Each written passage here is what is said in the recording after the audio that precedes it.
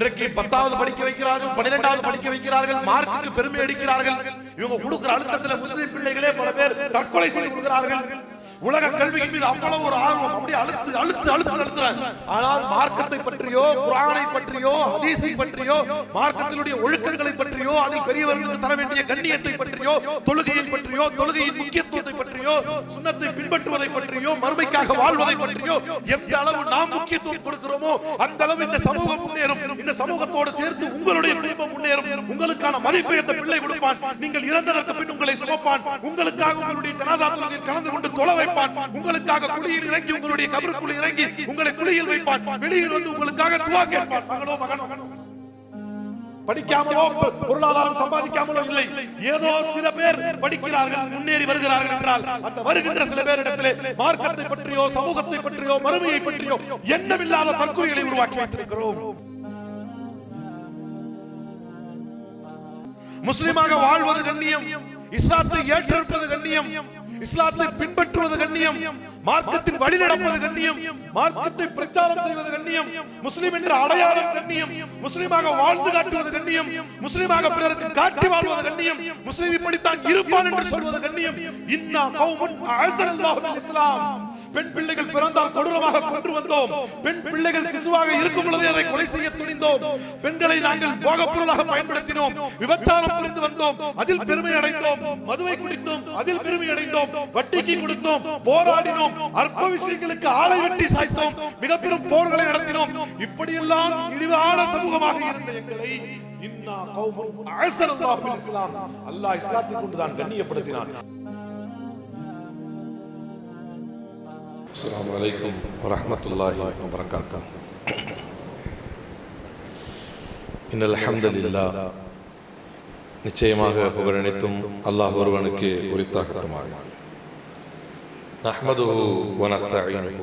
அவனையே புகழ்கிறோம், அவனிடத்திலே உதவி கோருகிறோம். வ நஸ்தக்ஃபிருஹு வ நு'மினு பிஹி வ நதவக்கலு அலைஹி. அவனிடத்திலே பாவ மன்னிப்பு கோருகிறோம், அவனையே நம்பிக்கை கொண்டுள்ளோம், அவன் மீதே முழுமையாக சார்ந்தோம். வனஊது பில்லாஹி மின் ஷுரூரி அன்ஃபுஸினா. நம்முடைய உள்ளங்கள் ஏவக்கூடிய தீங்குகளை விட்டு அல்லாஹ்விடத்திலே பாதுகாவல் தேடியவர்களாக. வமின் ஸய்யிஆத்தி அஅமாலினா. நம்முடைய செயல்களில் மிக கெட்டவைகளை விட்டும் அல்லாஹ்விடத்திலே பாதுகாவல் தேடியவர்களாக. மை யஹ்திஹில்லாஹு ஃபலா முதில்ல லஹு. யாருக்கு அல்லாஹ் நேர்வழியை காட்டினானோ அவரை வழிகெடுப்பவர் யாரும் இல்லை. வமை யுضللஹு ஃபலா ஹாதிய லஹு. யாரை அல்லாஹ் வழிகேட்டு விட்டு விட்டானோ அவரை மீட்டு நேர்வழிக்கு கொண்டு வருபவர் யாரும் இல்லை.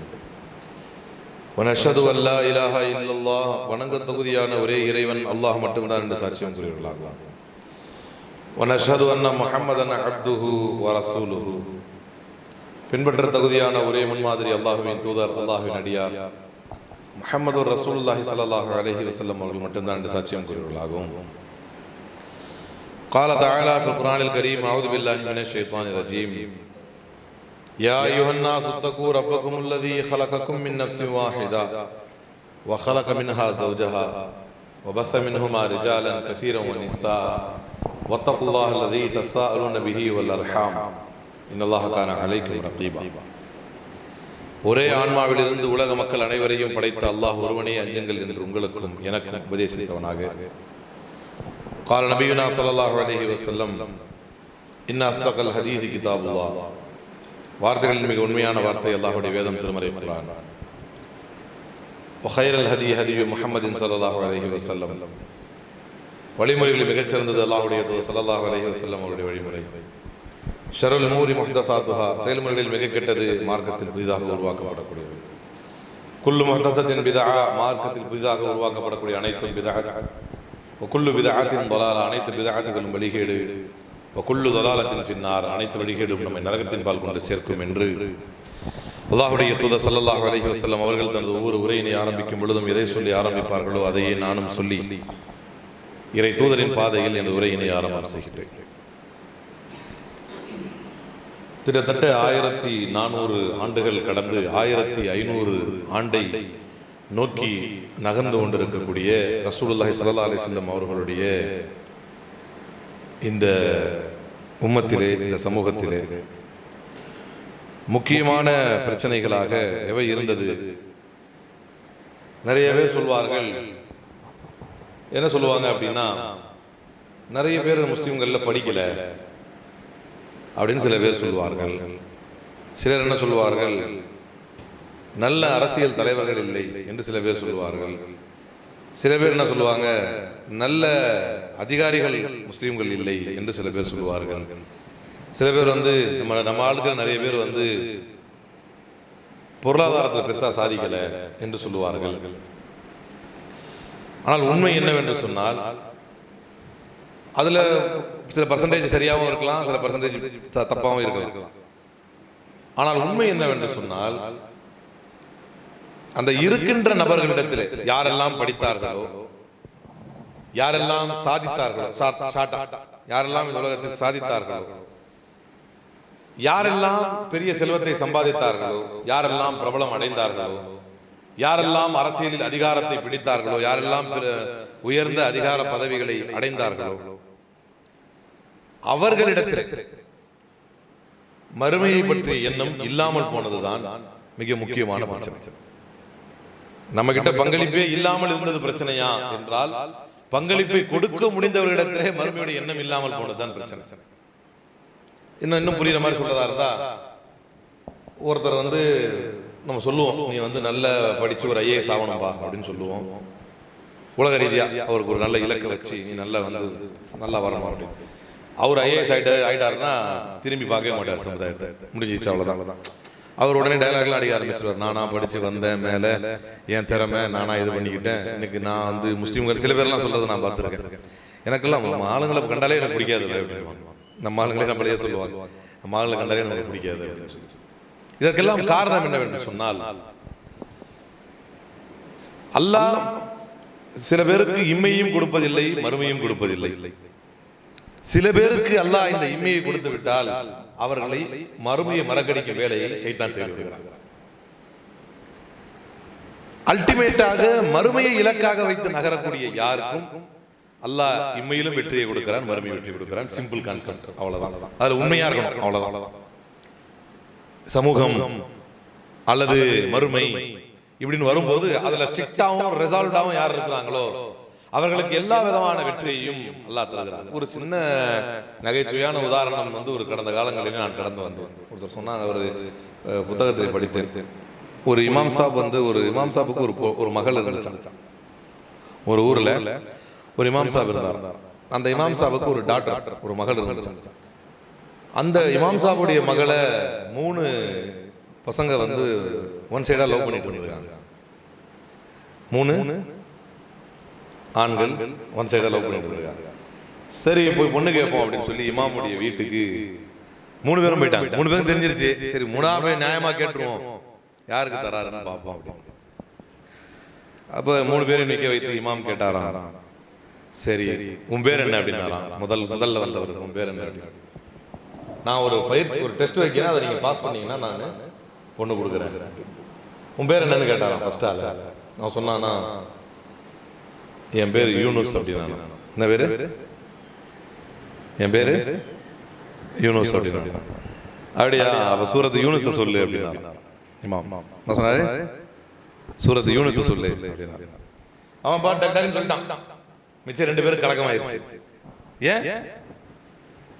அவன் பாஸ் பண்ணிட்டான்ல, எங்க அவனுக்கு மட்டும் பொண்ணு கிடைச்சிருமோ அப்படி. 2வது ஆள் சுதாரிக்கிறதுக்குள்ள 2வது ஆள் கேட்டார், உன் பேர் என்ன அப்படி. ஃபர்ஸ்ட் ஆள் என்ன சொல்லிட்டாரு, சூரத்து யூனுஸ சொல்லிட்டாரு. 2வது ஆள், இன்னைக்கு அவ்வளவு பெரிய வெயிலும் ஒண்ணு இல்லையா, ஏன் எல்லாம் அவ்வளவு டல்லா இருக்கீங்க, ஒரு பெரிய வெயிலும் கிடையாது, நல்லா தான் இருக்கு கிளைமேட். ஃபர்ஸ்ட் ஆள் என்ன சொல்லிட்டாரு, சூரத்து யூனுஸ் சொல்லிட்டாரு. ஏன்னா அவர் பேர் யூனுஸ். 2வது ஆள்கிட்ட கேட்டாங்க, உன் பேர் என்ன அப்படி. சுதாரிக்கிறதுக்குள்ளே 2வது ஆள் சொல்லிட்டாரு, என் பேர் யாசின். அப்ப சூரத் யாசின் சொல்லு. சரி, ஓரளவு எல்லாருக்கும் தெரிஞ்ச சூறா தானே. அதெல்லாம் ஒரு டைம் எல்லாம் டெய்லி காலைல உட்காந்து ஓதிக்கிட்டு இருப்பாங்க, நல்லதா கிட்ட உட்காந்து ஓதிக்கிட்டு இருப்பாங்க. நிறைய பேருக்கு மனப்பாடமா தெரியும். டக்குன்னு 2வது யாசின் வசதியா போச்சு, டக்குன்னு சூரத் யாசின். இப்ப டக்குன்னு 3வது ஆளுடைய மைண்ட் ஓடிட்டே இருக்கு, நம்ம உசார் ஆயிரணும்னு சொல்லி. இவர் யாசின் ஓதி முடிச்ச உடனே அவர்கிட்ட கேட்கிறாரு, உன் பேர் என்ன. என் பேரு ரஹ்மானுங்க, ஆனா என் வீட்டுல என்ன எல்லாரும் புல்லுல்லா தான் கூப்பிடுவாங்க அப்படின்னா. என் பேர் ரஹ்மான், ஏன்னா சூரத் ரஹ்மான் தெரியாது அவருக்கு. என் பேர் ரஹ்மான், ஆனா என் வீட்டுல என்ன எல்லாரும் என்னென்ன கூப்பிடுவாங்க. சூரத்துல அஹதம் கூட அவர் சொல்லல, அவர் என்ன சொல்லியிருக்காரு, என் வீட்டுல எல்லாரும் புல்லுல்லாவாதம் தான் கூப்பிடுவாங்க அப்படின்னு இருக்காரு. அந்த மாதிரி மறுமையை நோக்கி நீங்கள் தெளிவாக பயணித்தால், இப்ப என்னன்னா இம்மைக்கு ஒரு சவால் என்று வரும்போது பொதுவாக மனிதர்களுடைய நிலைப்பாடு, சஹாபாக்களுக்கும் நமக்கும் உள்ள வேறுபாடு என்ன என்று சொன்னால், சஹாபாக்கள் என்ன செய்வார்கள், தன்னுடைய மறுமை வாழ்க்கையை நெஞ்சத்திலே உயிராக வைத்துக் கொள்வார்கள். உலக வாழ்க்கையை கையில் ஏந்தி இருப்பார்கள். உலக வாழ்க்கையை கையில் ஏந்தி இருப்பார்கள். இந்த மறுமை வாழ்க்கைக்கு பாதிப்பு என்று வந்தால் ஒரு செகண்ட் கூட யோசிக்காம உலக வாழ்க்கை தூக்கி போட்டுருவாங்க. அப்படியே நம்மளது கொஞ்சம் தலைகீழ இருக்கு, அவ்வளவுதான் பிரச்சனை. நம்முடையது கொஞ்சம் தலைகீழாக இருப்பதனால் ஷாம் தேசம் வெற்றி கொள்ளப்படுகிறது. ஷாம் தேசம் வெற்றி கொள்ளப்பட்டவுடன் எல்லாரும் பெருசா எதிர்பார்த்துட்டு இருந்தாங்க, உமர் அலிலான் வருவாரு வருவாரு வருவாரு அப்படின்னு. அப்ப உமர் அலிலான் வரும்போது அவங்க ரொம்ப இலகுவான, ரொம்ப சிம்பிளானவங்க, எளிமையானவங்க. அவங்க உள்ள நுழையும் பொழுது அவங்களுடைய உதவியாளர் கூடவே அவங்களுக்கு உடன்பாடு இருந்துச்சு. என்னன்னா, நான் மட்டுமே இப்படி உட்காந்து வர வேணாம், உனக்கு கஷ்டமா இருந்துச்சுன்னா நீ கொஞ்சம் முன்னால உட்காரு, நானும் கொஞ்சம் பின்னால உட்காந்து வரேன்னு கேட்டதுல அவர் வேணான்னாரு. இல்ல அமீர் நீங்களே இருங்க, இல்ல பரவாயில்லப்பா உனக்கு டயர்டா இருந்துச்சுன்னா நீ வான்னு சொல்லி அந்த ஒத்த கழுதையில வந்து மாறி மாறி மாறி மாறி மாறி ஷாம் தேசத்துக்கு வந்தாங்க. கிட்ட நெருங்கும் பொழுது, ஷாம் தேசம் கிட்ட நெருங்கும் போது அவங்க உதவியாளர் தான் முதல்ல உட்கார்ந்து இருந்தார். மக்கள்லாம் என்ன நினைச்சிட்டாங்க, இவர் தான் உமர் அப்படின்னு நினைச்சிட்டாங்க.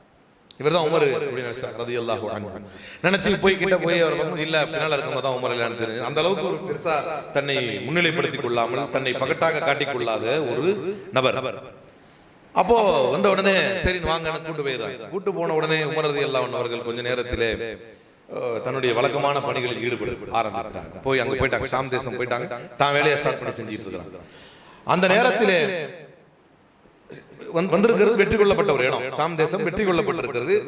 உமர் அலிலான் வந்து அபிஷியல் விசிட்டா வந்திருக்கிறாங்க, ஒரு அதிபராக அபிஷியல் விசிட்டா வந்திருக்கிறாங்க. அப்படிங்கிறதுனால அந்த நாட்டினுடைய முக்கியஸ்தர்கள், பிரமுகர்கள், படைப்பட்டாளங்கள் எல்லாருமே உமர் அலிலானை பார்க்கறதுக்கு ஒரு அதிகார துணியோடு ஒரு அபிஷியலா வந்து அலுவல் பூர்வமா வந்து விசிட் பண்ண வர்றாங்க. எல்லாருமே மொத்தமா கிளம்பி வர்றாங்க. இவர் கிளம்பி வரும் பொழுது வரலாறு சொல்லி காட்டுகிறது, அப்படி அவர் கிளம்பி வரும் பொழுது உமர் ரலியல்லாஹு அன்ஹு அவர்கள் வந்து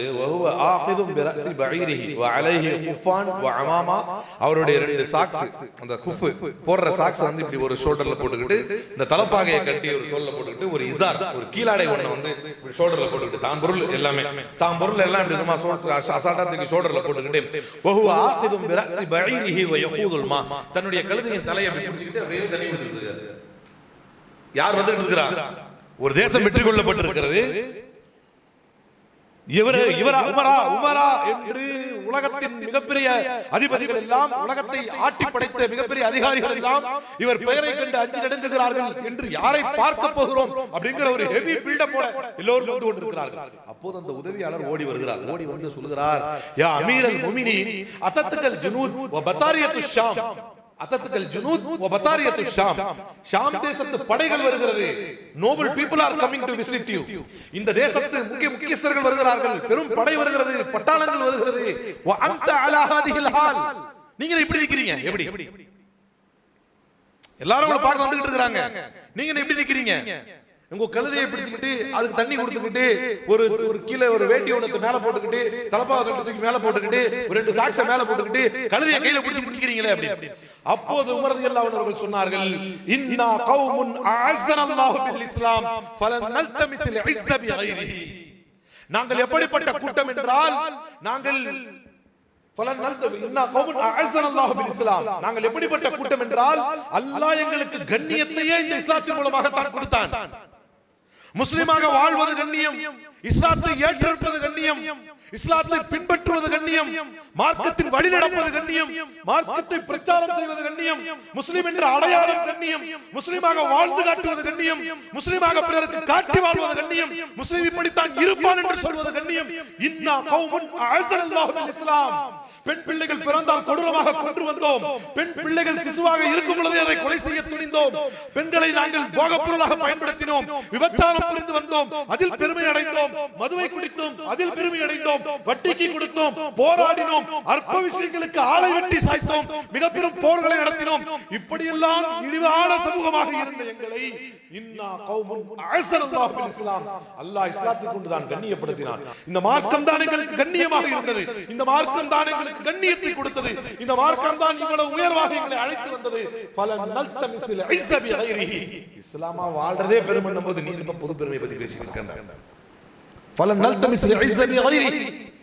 இதுவே போதும், இதான் எனக்கு பெருமை. இதை தவிர நான் வேற எங்கும் பெருமை எதிர்பார்க்க மாட்டேன் என்று சொன்னார். We never search for the pride anywhere else. நாங்கள் இதை தவிர வேற எங்கும் கண்ணியத்தை எதிர்பார்க்க மாட்டோம். அப்ப இது என்ன விளங்குது? என்ன விளங்குது அப்படின்னா, யார் ஒருவர் மறுமையின் இலக்கில் தெளிவாக இருப்பாரோ, ஆனா அதே சமயத்துல இம்மையில் தன்னுடைய பங்கு மறந்துடக்கூடாது. நம்ம அதெல்லாம் முறையெல்லாம் தெளிவா இருந்தாங்க. அதுல எல்லாம் யார்கிட்ட என்ன உடன்படிக்கை போடணும், யாரை எப்படி பணிய வைக்கணும், யார்கிட்ட எப்படி மார்க்கத்தை சொல்லணும், யார்கிட்ட எப்படி சேலஞ்ச் கொடுக்கணும், யார்கிட்ட எப்படி எத்தி வைக்கணும், அதெல்லாம் உங்களால எனக்கு தெரியும். களத்தில் நின்றார்கள், ஆனால் இலக்கை மறுமை என்று வைத்தார்.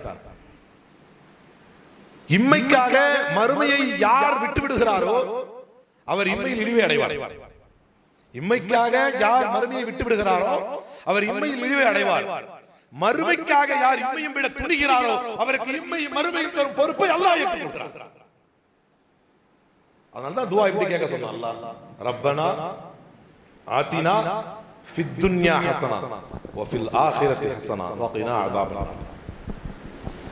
நான் அடிக்கடி கூட ஒரு உதாரணம் சொல்லுவேன் பல இடங்களில், இன்றைக்கும் அதை சொல்ல ஆசைப்படுகிறேன். ஒரு பொதுவாக மார்க்க கல்வி படிக்கிற இடம் மதரசா வச்சுக்கீங்களேன், அங்க கொண்டு போய் பிள்ளைங்களை எப்படி சேர்ப்பாங்க?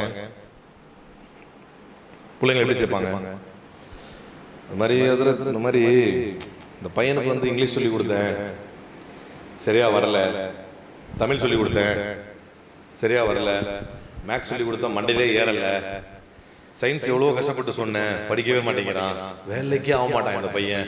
அதனால நீங்க என்ன பண்ணுங்க, அதனால மதரசால சேர்த்துட்டு ஆலிமாக்கிடுங்க. எப்படி? யார் ஆலிமாக்கணுமா? யார் இவங்களே கணக்கு பண்ணிடுவாங்க. யார் உலகத்துக்கு தேரவே மாட்டானோ இவங்களே தெரியும் இவங்களுக்கு பெருசா கல்வி ஏறாது அப்படின்னு. அப்படி இன்னைக்கு வந்து என்ன நிலவரம்? இன்னைக்கு நம்ம நிறைய பேர் வந்து பிள்ளைகளை பெறுகிறார்கள், நிறைய பேர் பிள்ளைகளை வளர்த்து எடுக்கிறார்கள். ஆச்சரியமான செய்தி என்ன தெரியுமா? 10வது படிச்சு முடிச்சிடறான், ரிசல்ட்லாம் வந்துருது. நான் கவனமா கேட்பேன், 10வது ரிசல்ட் வந்துட்ட பிறகு குர்ஆன் ஓத தெரியுமா உங்க பையனுக்கு, குர்ஆன் ஓத தெரியுமா உங்க பொண்ணுக்குன்னா ரொம்ப அசால்ட்டா சொல்றாங்க. பாத்துக்கலாம். அதை நிறைய பேருக்கு வந்து அது இப்போ இந்த இன்ட்ரெஸ்டே கிடையாது. மக்தப் மதரசா இப்போ நம்ம பள்ளியில் இருக்குது அப்படின்னா காலையில் எத்தனை பேர் குர்ஆன் ஓத இங்கே வந்துகிட்டு இருக்கிறாங்க, சாயங்காலம் அல்லது இப்போ சாயங்காலம் ஆகி போச்சு. ஏன்னா நான் மதரசா படிக்கும் பொழுது, மீனிங் மக்தப் மதரசா படிக்கும் பொழுது, அலிபேத்தை படிக்கும் போது எங்க ஹசரத் வந்து முகமது அலி மன்பழி ஹசரத் இருந்தாங்க. 6:45 கரெக்டாக போயிடும். ஃபஜர் தொழுதுட்டு வீட்டுக்கு போயிட்டு டீ சாப்பிட்டு கரெக்டாக 6:45 மக்தப் மதரசா வரணும். அவ்வளோ ஸ்ட்ரிக்டாக கரெக்டாக மெயின்டைன் பண்ணிருந்தாங்க. 6:45 பள்ளி ஃபுல்லாக 200 பேர் 220 பேர் இருப்பாங்க. ஆனால் இன்றைக்கு குர்ஆன் கல்வியின் மீது, குர்ஆனுடைய அந்த மார்க்கத்தினுடைய கல்வியின் மீது ஆர்வம் குறைவதனால் நீங்க நினைக்கிறீங்க படிக்காமலாம் இல்லை, படிச்சுட்டு தான் இருக்காங்க நிறைய பேர். ஏன் முதியோர்கள் இஸ்லாத்தில் முஸ்லீம்கள்ல ஏன் இந்த மாதிரி வந்து பெத்தவங்களை பார்த்துக்க மாட்டேங்கிறாங்க? காரணம் ஒன்று இருக்கிறது. நீங்கள் கல்வியை கொடுக்கும் பொழுது மார்க்கத்தை நீங்கள் வந்து உலகத்தின் கல்வியின் காட்ட முக்கியத்துவம். அதான் நீங்க அந்த அன்னைக்கு பாருங்க, நிறைய யாருக்கு போன் அடிச்சாலும் பிஸியா இருக்கு 10th ரிசல்ட் வரும்போது. ஒரு பக்கம் ஒருத்தன் பெருமை அடிக்கிறான், இன்னொரு பக்கம் யாருக்கு வந்து உள்ள நிறைய மார்க் எடுத்துட்டானோ அவன் போன் சும்மாவே இருக்க மாட்டேங்குது. என்ன பண்றான்? ஹலோ மச்சான் எங்க இருக்கீங்க, நல்லா இருக்கீங்களா? என் பையன் எடுத்துட்டான், உங்க பொண்ணு வந்து 10th எழுதி இருந்துச்சு எவ்வளவு அப்படின்னு. இந்த மாதிரி என்னைக்காவது என் புள்ள குர்ஆன் ஓத ஆரம்பிச்சிருச்சு, அவங்க மனசாட்சிக்கு இதெல்லாம் வந்து பதில் இங்க சொல்ல வேண்டாம், அவங்க மனசாட்சிக்கு இதெல்லாம் பதில். உண்மையிலே எதுல பெருமைப்படணும்? ஹைருக்கும் மன் தஅல்லமல் குர்ஆன வ அல்லமஹு. ரசூலுல்லாஹி ஸல்லல்லாஹு அலைஹி வஸல்லம் வார்த்தை. இது தப்பாயிரும் நினைக்கிறீங்களா? இது பொய்யாயிரும் நினைக்கிறீங்களா? உங்களில் சிறந்தவர் யார்? ஹைருக்கும் மன் தஅல்லமல் குர்ஆன வ அல்லமஹு. யார் குர்ஆனை கற்று அதை கற்பிக்கிறாரோ, யார் குர்ஆனை கற்று அதை கற்பிக்கிறாரோ அவர் உங்களில் சிறந்தவர் என்றார்கள் அல்லாஹ்வுடைய தூதர். சிறந்த பிள்ளை யாரை உருவாக்கல இங்க? தாம் பிள்ளை முதல்ல குர்ஆன் ஓதுவதை பெருமையோடும் மகிழ்ச்சியோடும் நம்ம எத்தனை பேர் பகிர்ந்திருப்போம்? அதிலிருந்து தெரியும் நாம் மறுமையின் மீது வைத்திருக்கக்கூடிய முக்கியத்துவம். தன்னுடைய பிள்ளை குர்ஆனை முடிக்கிறது, 30 ஜூஸ் அழகா ஓதி இருக்குது, அந்த ட்ராக்கே கிடையாது நம்ம கிட்ட. 40 ஹதீஸை கொடுத்து மறுமைக்காக மரணம் செய்ய வைத்திருக்கிறேன். உண்மையிலேயே ஒரு 10 ஆண்டுகளுக்கு முன்னால இருக்குல்ல இருந்துச்சு, ஒரு 10 வருஷத்துக்கு முன்னால தான். அங்கிருந்து அப்படியே டிட்டோரியேட் ஆகும். எனக்கு தெரியாது, எனக்கு விவரம் தெரியாது, நான் சொல்றேன். அங்கிருந்து அப்படியே டிட்டோரியேட் ஆக ஆரம்பிச்சோம். இதை பெருமை அடித்துக் கொள்கிறார்கள். குர்ஆனுடைய கல்வியிலிருந்து விலகி வந்தார்கள். இன்றைக்கு 10வது படிக்க வைக்கிறார்கள், 12வது படிக்க வைக்கிறார்கள், மார்க்குக்கு பெருமை அடிக்கிறார்கள். இவங்க கொடுக்கிற அழுத்தத்துல முஸ்லிம் பிள்ளைகளே பல பேர் தற்கொலை செய்து கொள்கிறார்கள். உலக கல்வியின் மீது அவ்வளவு ஒரு ஆர்வம், அப்படியே அழுத்துறாங்க. ஆனால் மார்க்கத்தை பற்றியோ, குர்ஆனை பற்றியோ, ஹதீஸை பற்றியோ, மார்க்கத்தினுடைய ஒழுக்கங்களை பற்றியோ, அதில் பெரியவர்களுக்கு தர வேண்டிய கண்ணியத்தை பற்றியோ, தொழுகையை பற்றியோ, தொழுகையின் முக்கியத்துவத்தை பற்றியோ, சுன்னத்தை பின்பற்றுவதை பற்றியோ, மறுமைக்காக வாழ்வதை பற்றியோ எந்த அளவு நாம் முக்கியத்துவம் கொடுக்கிறோமோ அந்த அளவு இந்த சமூகம் முன்னேறும். இந்த சமூகத்தோடு சேர்த்து உங்களுடைய குடும்பம் முன்னேறும். உங்களுக்கான மதிப்பை அந்த பிள்ளை கொடுப்பான். நீங்கள் இறந்ததற்கு பின் உங்களை சுமப்பான். உங்களுக்காக உங்களுடைய ஜனாஸா தொழுகையில் கலந்து கொண்டு தொழ வைப்பான். உங்களுக்காக குழியில் இறங்கி, உங்களுடைய கபருக்குள் இறங்கி உங்களை குழியில் வைப்பான். வெளியில் வந்து உங்களுக்காக துஆ கேட்பான். மகளோ மகனோ, படிக்காமலோ பொருளாதாரம் சம்பாதிக்காமலோ இல்லை, ஏதோ சில பேர் படிக்கிறார்கள், முன்னேறி வருகிறார்கள் என்றால் அந்த வருகின்ற சில பேரிடத்திலே மார்க்கத்தை பற்றியோ, சமூகத்தை பற்றியோ, மறுமையை பற்றியோ எண்ணமில்லாத தற்கொலைகளை உருவாக்கி வைத்திருக்கிறோம். அதனால் தான் செல்வம் இருக்கிறது, ஆனால் பெற்றோர்களை கவனிப்பதில்லை.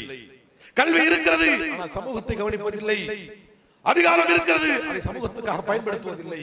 அதிகாரத்தை நோக்கிய பயணம் இருக்கிறது, ஆனால் அதில் மறுமைக்கான எண்ணம் இல்லை. அப்படின்னா ஏன் எதுவுமே இல்லாத சமூகம் என்ன செய்தது? எதுவுமே இல்ல. நான் சொன்னல உமர் உதாரணம், எதுவுமே இல்ல.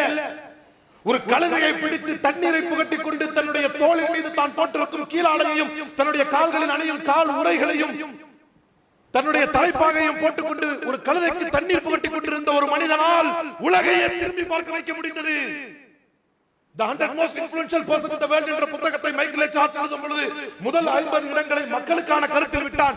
அடுத்த 50 இடத்தை தன்னுடைய கருத்தில் வைத்தான். 51வது இடத்தில் வரலாற்றில் யாராலும் அசைக்க முடியாத ஆற்றல் மிகுந்த ஒரு தலைவர் உமர் என்று எழுதி காட்டினார். 51வது இடம். படித்தாரா? உமர் சொல்லுவாங்க, எனக்கு என்ன கவலை, அழுவாங்க. உமர் உட்கார்ந்துகிட்டே அழுவாங்க. ஏன் அழுவுறீங்க அப்படின்னு கேட்டா உமர் சொல்வார்கள், இல்ல நான் எங்க அப்பா கத்தாப் இருக்காருல்ல, நான் அப்படியே உட்காந்துக்கிட்டு என்ன ஒட்டகம் மேய்க்க சொல்லுவாரு, என்ன ஒட்டகம் மேய்க்க சொல்லுவாரு. அப்ப நான் என்ன செய்வேன்னா, இங்க ஜும்மால 2-3 பேர் தூங்குறாங்கல்ல, அந்த மாதிரி தூங்குறீங்களா யாராவது?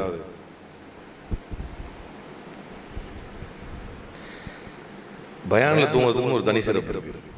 அது என்னன்னா, குனிஞ்சுக்கிட்டே தூங்குனீங்கன்னு வைங்களேன், தூங்குறாங்க எழுதுங்கன்னு சொன்னா அப்படியே ஒரு அட்ஜஸ்ட் பண்ணிடலாம். எப்படி சொல்லுங்க அப்படின்ட்டு அவர் கவனிச்சுட்டு இருக்காரு, நம்ம கணக்கில் எடுத்துக்கணும். இன்னும் யாருமே தூங்கல. எங்க விட்டேன்?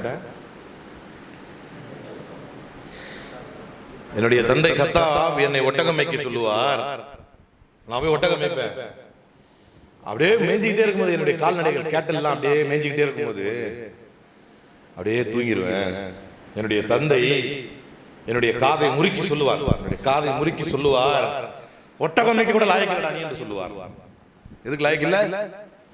ஒட்டகம் மேய்க்க கூட லாயக்கில்லாத இந்த உமரை உலகில் 1/3 பகுதியை ஆள வைத்த அல்லாஹ்வை என்னவென்று நான் சொல்லுவேன்.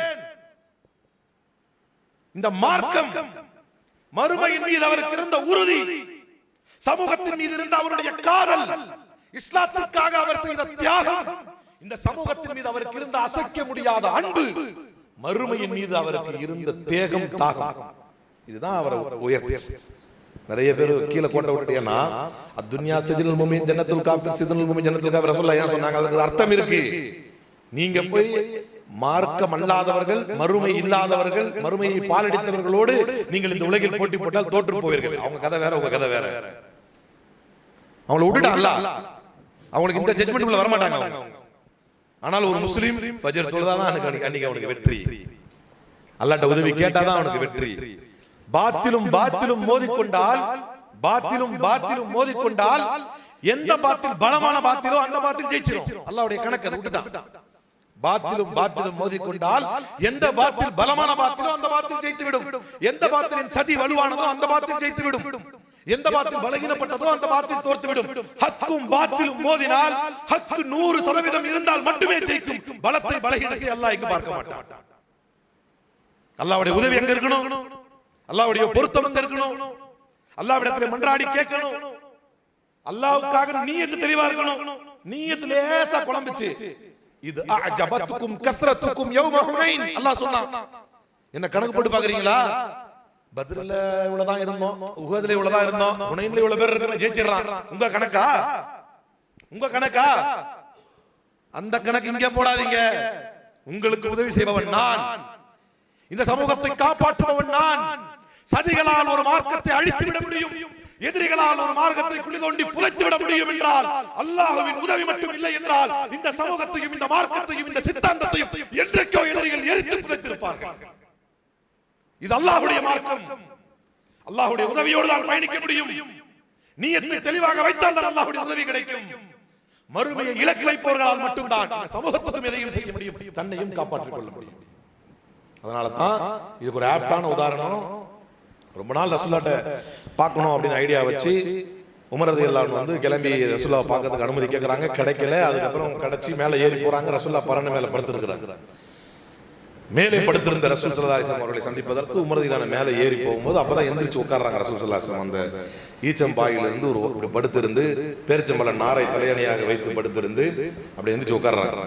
ரசூலுல்லாஹ் உமர் ரலியல்லாஹு வந்தவொடனே அந்த அந்த பாயோடைய அச்சம்லாம் வலா சைடுல இங்கெல்லாம் தெரியுது, வேர்த்து புட்டுது ரசூல் ஸல்லல்லாஹு அலைஹி வஸல்லம். அப்ப உமர் ரலியல்லாஹு கேக்குறாங்க, யா ரசூலல்லாஹ், இந்த கைசர் கிஸ்ரா பாத்திலான லீடர்ஸ், நம்முடைய நெய்பரிங் கண்ட்ரிஸ், நம்முடைய எனிமி கண்ட்ரிஸ்லாம் இருக்காங்க இல்லையா, அவங்கலாம் பாருங்க எப்படி இருக்கிறாங்க. நீங்க அந்த யார், நீங்க அந்த ரசூல் ஸல்லல்லாஹு அலைஹி ரசூலுல்லாஹ் இல்லையா, ஏன் இப்படி இருக்குது நமக்கு அப்படின்னு கேட்கறாங்க. அப்போது ரசூலுல்லாஹி ஸல்லல்லாஹு அலைஹி வஸல்லம் சொன்னார்கள், யா உமர், அலா தர்தா யா உமர், அலா தர்தா யா உமர், லஹுமா துன்யா வலனல் ஆখিরা. உமரே, நீர் பொருந்திக் கொள்ளவில்லையா? உமரே, உனக்கு அது புரியலையா அப்படின்னு கேக்குறாங்க.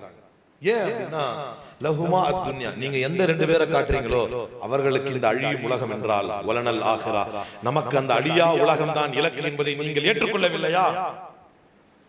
ஆனாலும் ஒண்ணு புரிஞ்சுக்கணும், அந்த அழியா உலகை இலக்கு வைத்து எளிமையாக வாழ்ந்து சமூகத்திலே போராடி மிகப்பெரிய அரசியல் புரட்சியை மேற்கொண்டதுடைய விளைவுதான் யாரை உமர் மேற்கோள் காட்டினாரோ அவரை அல்லாஹ் பணிய வைத்தான். அவர்களை இஸ்லாத்தின் ஆளுகைக்கு கீழ் கொண்டு வந்தான். அவர்களுடைய மாளிகைகள் முஸ்லிம்களுடைய ஆட்சியின் கீழாக வந்தது. அவர்களுடைய ஆட்சியில் என்ன இருந்துச்சுன்னா, ஒரு தூண் இப்படி இருக்கும், அந்த தூணை சுத்தி அப்படியே வைரமா டெக்கரேட் பண்ணி உயரமா இருக்கும். அதை எல்லாத்தையும் வெற்றி பெற்று கொண்டு வந்து மதீனாவிலே வைத்து பங்கிட்டு எல்லோருக்கும் கொடுக்கிறாங்க. முரளின் ஆட்சி காலத்துல நடக்குது. யார மேற்கோள் காட்டி அவங்க எல்லாம் நல்லா இருக்காங்களே, நீங்க ஏன் இப்படி இருக்கிறீங்க ரசூலுல்லாஹ் கிட்ட கேட்கும்போது ரசூலுல்லாஹ் என்ன சொன்னாங்க? நீங்க மேற்கோள் காட்டுற அவங்களுக்கு இந்த அழியும் உலகம்னா நமக்கு அந்த அழியா உலகம் தான் உமர், அதையே நீங்க மேற்கோள் காட்டுறீங்க. ஆனால் அவர்களையே வென்றாகிவிட்டது பிற்காலத்திலே. யார் கேள்வி கேட்டாரோ அவர் காலத்திலே வென்றாகிவிட்டது. அவர் என்ன செஞ்சாரு, அதையெல்லாம் பங்கிட்டு கொடுக்கும். இதெல்லாம் அந்த டீச்சிங்ஸ்லாம் அவர் மைண்ட்ல இருக்கும்ல, இந்த டீச்சிங்ஸ்லாம் அவர் மைண்ட்ல இருக்கும். அப்படியே வச்சுக்கிட்டு இவ்வளவு பெரிய பொருளாதாரம் பகிர்ந்து கொடுக்கப்பட்டு கொண்டிருக்கிறது. இவ்வளவு பெரிய பொருளாதாரம், அங்கு மக்கள் சந்தோஷமா இருக்கிறாங்க. மதீனால பூரா பா இந்த வெற்றி பொருள் வந்திருக்குது, இதை கொடுக்குறாங்க, எங்க வீட்டுல அதை கொடுக்குறாங்க அப்படின்னு பயங்கர சந்தோஷத்துல இருக்கிறாங்க.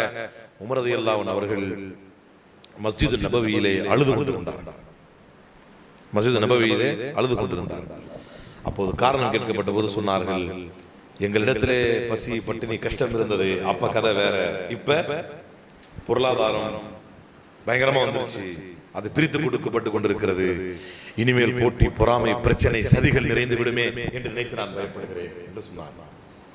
அப்ப இதுதான் ஒரு உண்மையாக மறுமையை இலக்கு வைத்து நகர்பவனுக்கு.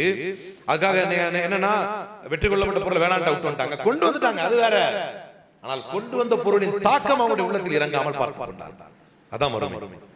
எதுவுமே வேணான்னு திறந்துட்டு போற துறவரம் இஸ்லாத்திலே இல்லை. அந்த துறவரத்தை இஸ்லாம் ஹராமாக்கி வைத்திருக்கிறது. ஒரு முஸ்லிம் என்பது true Muslim will be a warrior, ஒரு போராளியாக களத்திலே இருப்பான். எல்லாத்தையும் விட்டு கொடுத்துட்டு வந்தே மாதரம்னு போறவன் இல்ல முஸ்லிம். களத்திலே நிற்பான், களமாடுவான், போராடுவான். ஆனால் அதில் வரக்கூடிய எதுவும் தன்னுடைய உள்ளத்தில் தாக்காமல் பார்த்துக் கொள்வான். அவனுடைய இலக்கு தெளிவாக இருக்கும். ரசூல் ஸல்லல்லாஹு அலைஹி வஸல்லம் அப்படித்தான் இந்த சமூகத்தை படம் போட்டார். தன்னுடைய சஹாபாக்களையும் அப்படித்தான் உருவாக்கினார்கள். ஏன் சகீஃபத்து பனி சாதாவிலே ரசூல் ஸல்லல்லாஹு அலைஹி வஸல்லம் இறந்து உலகை விட்டு பிரிந்து விட்டார்கள். யார் அடுத்த தலைவரை தேர்ந்தெடுப்பது என்று நடக்கும் பொழுது அங்க போய் என்ன சொல்லணுமோ அதை உமர் ரலியல்லாஹு அன்ஹு அபூபக்கர் எல்லாம் கரெக்ட்டா சொன்னாங்க. இது இப்படி கிடையாதுங்க, அன்சாரிகள் நீங்கள் உள்ள இருந்து தலைவர் வர முடியாது, இது ரசூலுல்லாஹ்வுடைய ஹதீஸ் அப்படின்னு காட்டினாங்க. அதற்கு பின்னால் தலைமைத்துவத்தை ஏற்றார்கள், சீரான தலைமைத்துவத்தை கொடுத்தார்கள்.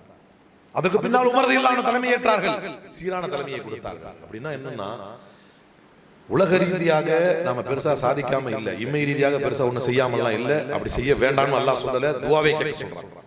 ரப்பனா ஆத்தினா ஃபித் துன்யா ஹஸனா வ ஃபில் ஆখিরাতি ஹஸனா வ கினா அஸாபன்னார். 10வது நல்ல மார்க் எடுங்க, 12வது நல்ல மார்க் எடுங்க, நல்ல காலேஜ்ல படிங்க, நல்ல யூபிஎஸ்சி செலக்ஷன்ஸ்லாம் வருது. நம்ம இந்த இனிஷியல் ஸ்டேஜில் இப்போ என்ன எல்லாம் அகாடமிக் இயர் ஸ்டார்ட் ஆகிற டைம் இல்லையா, எல்லாம் முடிஞ்சு நிறைய பேர் என்கரேஜ் பண்ணுங்க. நான் சொல்வது மீண்டும் மீண்டும் நான் எப்போதுமே என்னுடைய உரைகளில் நான் கோடிட்டு காட்ட விரும்பக்கூடிய ஒரு விஷயம் என்னன்னா, இந்த காம்படிட்டிவ் எக்ஸாம்ஸ்லாம் வருது, யூபிஎஸ்சி வருது, டிஎன்பிஎஸ்சி வருது. இந்த எக்ஸாம்ஸ் எல்லாம் வந்து சும்மா அட்டன் பண்ண வைங்க. நம்மளே கூட அட்டன் பண்ணலாம் வயசு இருந்தா, இல்லை நம்ம பிள்ளைங்க இருக்காங்கன்னு சொன்னா அவங்கள ஃபெயில் ஆனாலும் பரவாயில்ல அட்டன் பண்ண வைங்க. அதை அட்டன் பண்ணி அதை அட்டெம்ப்ட் பண்றதே வந்து ஒரு சாதனை தான். ஓரளவு அந்த பயம் தெரியும். நம்மள நிறைய பேருக்கு எங்க போகணும், எப்படி ஃபார்ம் வாங்கணும், என்ன பேசணும்னு நிறைய பேர் தெரியும். அந்த பயத்தை முதல்ல போக்கணும். நிறைய பேர் கல்வி ரீதியாக, ஏன்னா ஒரு சமூகத்தில் எப்படிப்பட்ட கேப் உருவாயிருச்சு அப்படின்னு சொன்னா, மறுமையை நிறைய நினைக்கக்கூடிய இளைஞர்கள் உண்டு. அவங்க எல்லாம் பள்ளிவாசல் ஜமாத்தும் தன்னை ஒதுக்கி கொண்டார்கள். இம்மையில பெருசா சாதிக்கிற ஆளுங்கள்லாம் உண்டு. அவர்கள் எல்லாம் தங்களுக்குன்னு ஒரு சர்க்கிளை ஒதுக்கிட்டாங்க. அவங்க இங்க வர மாட்டாங்க, இவங்க அங்க போக மாட்டாங்க. இந்த கேப்பை ரெடியூஸ் பண்ணா மட்டும்தான் இது சமூகத்துக்கு மிகப்பெரிய பலனாக இருக்கும். இங்கு இருப்பவர்கள் அங்கு செல்ல வேண்டும், அங்கு இருப்பவர்கள் இங்கு செல்ல வேண்டும். நம்ம இடத்துல கல்விக்கான வேட்கை உண்டு. நிறைய இடத்துல முஸ்லிம்களுடைய பேர் வருது. நீங்க நல்லா ஆய்வு பண்ணி பாருங்க, அவரிடத்துல ஐவேளை தொழுகை இருக்காது. உலக ரீதியாக சாதிப்பவர் இடத்துல அவரிடத்துல இஸ்லாத்தின் மீதான பற்று இருக்காது, மார்க்கத்தை பற்றி உணர்வு இருக்காது. என்கிட்ட ஒரு நண்பர் சொன்னார், அதை இங்க சொன்ன ஆப்டா இருக்கும். Who Killed Judge Loya அப்படின்னு ஒரு புக் இருக்கு. Who Killed Judge Loya, நீதிபதி லோயா என்பவர் இந்த சொராபுதீன் என்கவுண்டர், நினைவு சரியாக இருந்தால் சொராபுதீன் என்கின்ற ஒரு முஸ்லீமை வந்து என்கவுண்டர் பண்ண வழக்கை விசாரித்து அதில் நீதியாக தீர்ப்பு வழங்கியவர் லோயா. முஸ்லீம் என்கவுண்டர், அந்த முஸ்லீம் என்கவுண்டருக்கு நீதமாக தீர்ப்பு வழங்கியவர். அவர் பிற்காலத்தில் மர்மமான முறையில் இறந்து போனார்.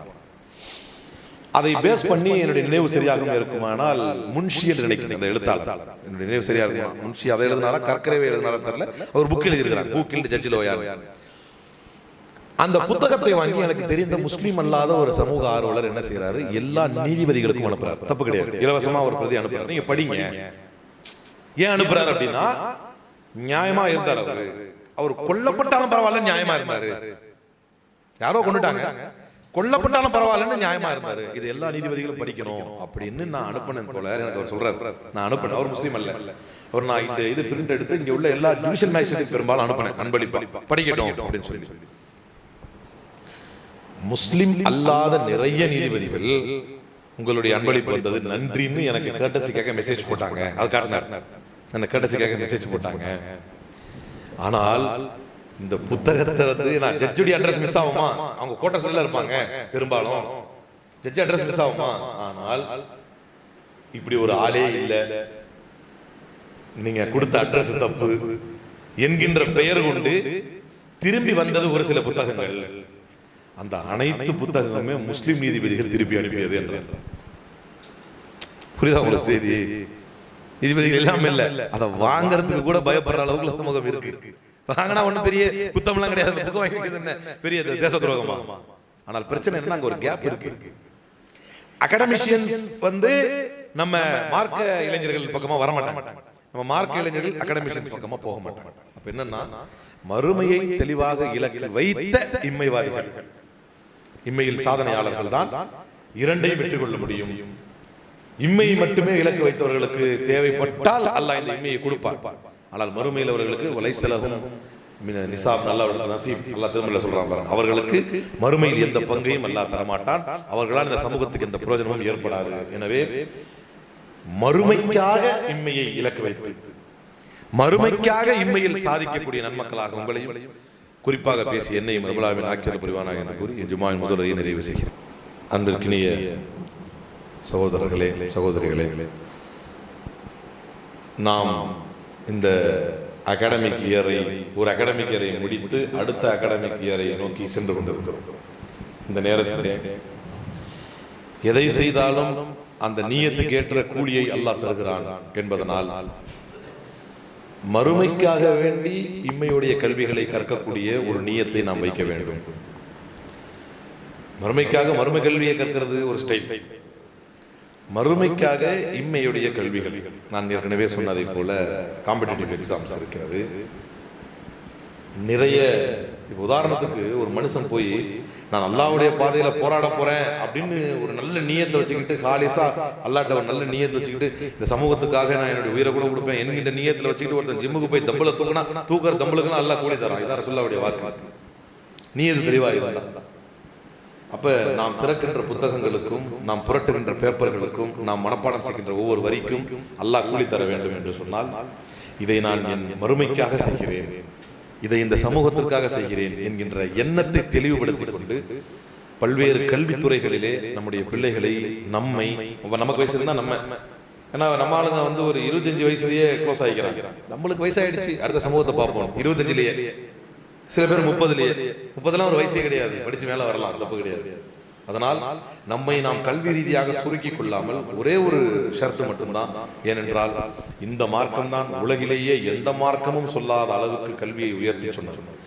குல் ஹல் யஸ்தவில்லதீன யஅலமூன வல்லதீன லா யஅலமூன். அறிந்தவர்களும் அறியாதவர்களும், அதாவது கல்வியை கற்றவர்களும் கல்வியை கற்காதவர்களும் சமமாக முடியாது, சமமாக முடியுமா என்று கேளுங்கள் என்று இஸ்லாம் கேட்டது. யர்ஃபஇல்லாஹு அல்லதீன ஆமனூ மின்கும் வல்லதீன ஊத்துல் இல்ம தரஜாத். உங்களில் ஈமான் கொண்டு யார் கல்வியை பெற்றாரோ அவருடைய அந்தஸ்தை அல்லாஹ் உயர்த்துகிறான் என்று திருமறை சொல்கிறது. மன் சலக தரீகன் யல்தமிஸ் ஃபீஹி இல்மன் ஸஹலல்லாஹு லஹு பிஹி தரீகன் இலல் ஜன்னah. யார் கல்விக்கான ஒரு பாதையை தேர்ந்தெடுக்கிறாரோ அவருக்கு சொர்க்கத்திற்கான பாதையை அல்லாஹ் இலகுவாக்குகிறான் என்றார்கள் ரசூலுல்லாஹி ஸல்லல்லாஹு அலைஹி வஸல்லம். முஅல்லிமுல் கைர் யஸ்தக்ஃபிர் லஹு குல்ல ஷைஇன் ஹத்தா அல்-ஹூத ஃபில் பஹர். கடலில் இருக்கும் மீன் வரைக்கும் உங்களுக்காக துஆ செய்கிறது, நீங்கள் நல்ல விஷயங்களை கற்றுக் கொடுக்கும் வாத்தியாராக இருந்தால் என்று அல்லாஹ்வுடைய தூதரின் வார்த்தைகள் சொல்கிறது. இப்படி எல்லாம் இந்த கல்வியை பற்றி நிறைய இந்த மார்க்கம் சொல்லிக் கொடுத்திருக்கிறது. எனவே கல்வியை விட்டு நாம் தூரமாகி விடக்கூடாது, நாமும் நம்முடைய அடுத்த சமூகமும் தூரமாகி விடக்கூடாது. ஒரே ஒரு கண்டிஷன் தான், மார்க்கத்தையும் மறுமையும் இலக்காக கொண்ட அகாடமிஷியன்ஸை உருவாக்குவோம். இம்மைக்காக மறுமையை விட்டு விடாமல் மறுமைக்காக இந்த இம்மையை இழுத்து பிடிக்கக்கூடிய நன்மக்களாக உங்களையும் குறிப்பாக பேசி என்னை ரப்பல் ஆலமீன் ஆக்கியவர்கள் புரிவானாக. அவன் தரக்கூடிய சொர்க்கங்களில் மிக உயர்ந்த சொர்க்கமான ஜன்னத்துல் ஃபிர்தௌஸ் என்கின்ற உயர்ந்தரக சொர்க்கத்தை கேள்வி கணக்கின்றி அடையக்கூடிய நன்மக்களாக உங்களை குறிப்பாக பேசி என்னை ரப்பல் ஆலமீன் ஆக்கியவர்கள் புரிவானாக. இன்னல்லாஹ யஅமுரு பில் அத்லி வல் இஹ்சான் வ ஈதாஇ தில் குர்பா வ யன்ஹா அனில் ஃபஹ்ஷாஇ வல் முன்கரி வல் பகி யஈதுக்கும் லஅல்லக்கும் ததக்கரூன். உذ்குருல்லாஹ யذ்குருக்கும் وادعوه يستجب لكم ولذكر الله تعالى أعلى وأولى وأعز وأجل وأتم وأقوى وأكبر. أقيموا الصلاة.